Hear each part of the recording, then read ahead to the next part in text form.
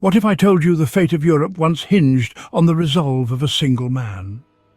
In the waning years of the 18th century, amidst the verdant landscapes of Ireland, Arthur Wellesley was born.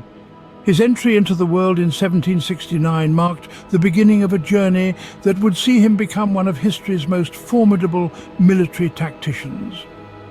Born into an aristocratic family, young Arthur's destiny was shaped by privilege, yet burdened by expectation. His early years were spent absorbing the rigorous disciplines of military strategy at the esteemed Royal Military Academy in Angers, France. It was here that the foundations of his strategic mind were laid, a mind that would later outmaneuver some of the greatest generals of his time. Wellesley's military career commenced in the Netherlands and later, far from European shores, in India. In these diverse landscapes, his strategic acumen did not just shine, it blazed, earning him both respect and renown. His innovative approaches and decisive actions in battle marked the emergence of a military leader of exceptional caliber.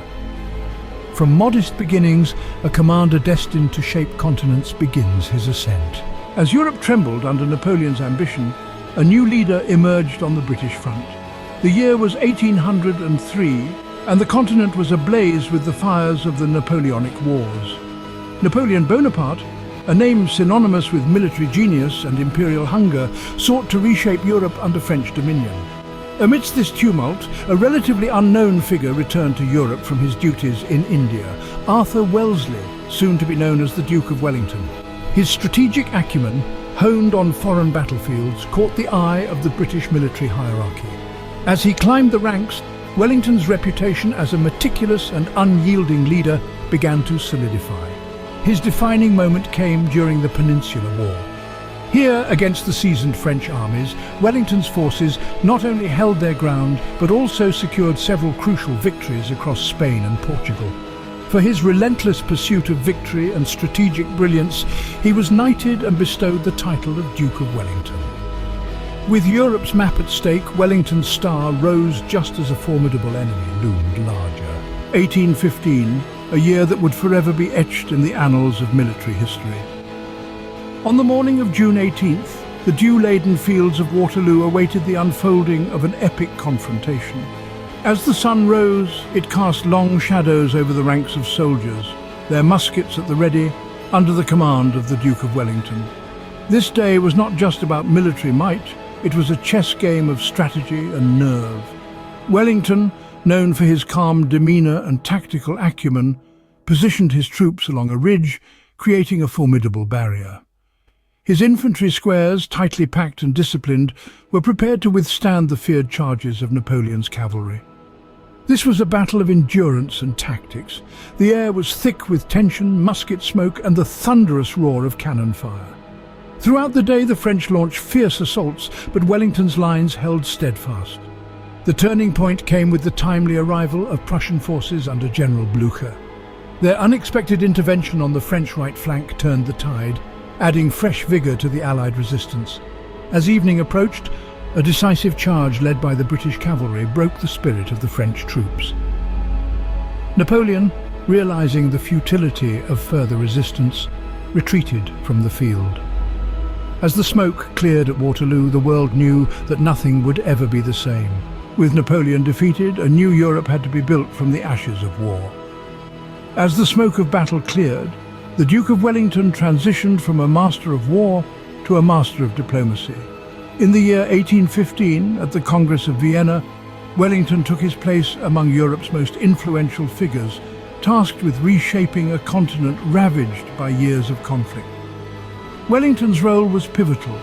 His insights into military strategies and alliances helped him navigate the complex web of European politics. He advocated for a balance of power that would ensure peace and stability, drawing on his experiences from the battlefield to influence political boundaries and relationships between nations. His diplomatic efforts were not merely extensions of his military tactics.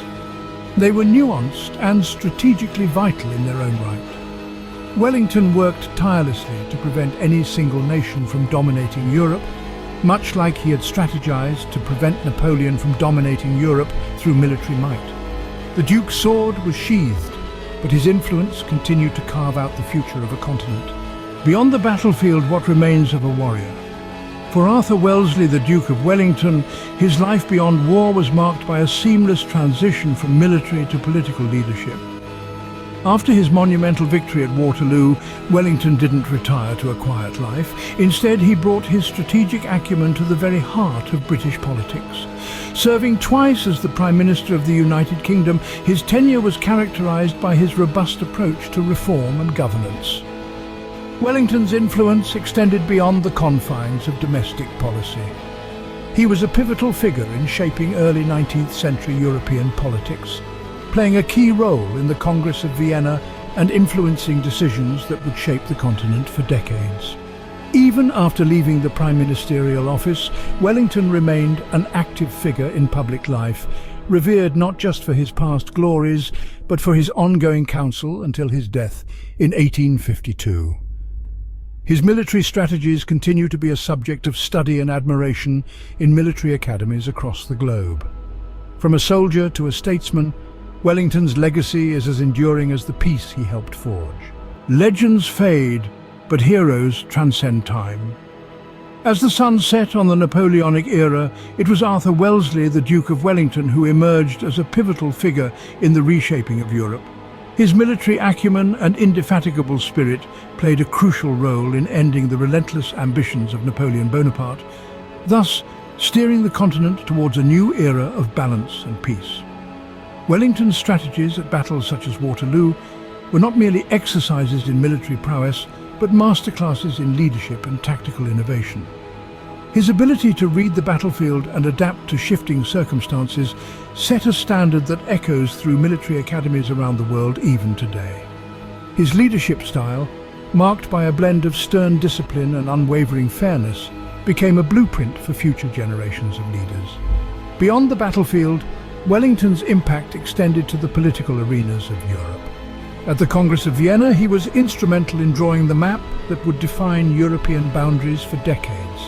His diplomatic skills helped maintain a delicate balance of power in a continent weary of war. The Iron Duke's legacy is not confined to his lifetime achievements. His strategic insights and leadership principles are perennial subjects of study and admiration.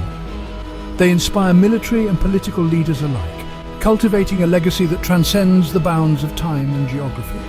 As long as history books recount the tale of the Duke, his watchful eye remains over Europe, a guardian of the balance he helped establish.